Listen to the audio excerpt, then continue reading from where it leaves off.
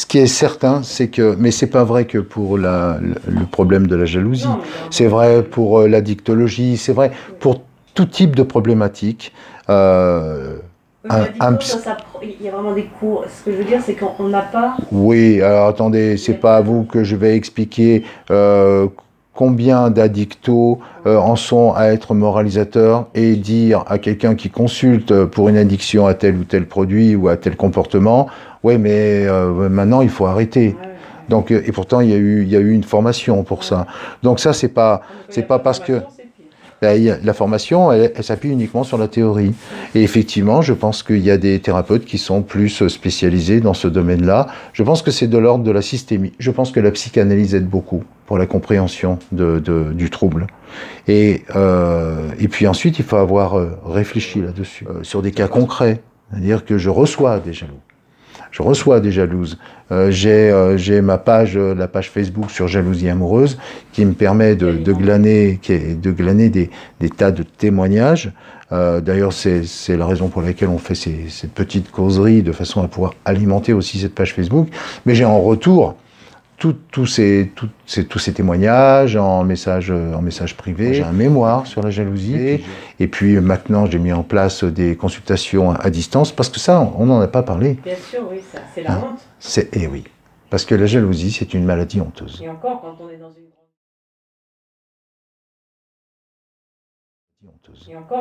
une grande ville, mais quand on est dans une petite ville, c'est ingérable.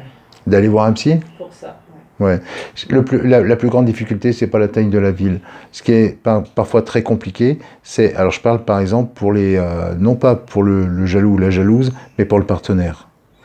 Aller consulter quelqu'un, c'est prendre le risque que le jaloux ou la jalouse s'imagine une forme de collusion avec le thérapeute.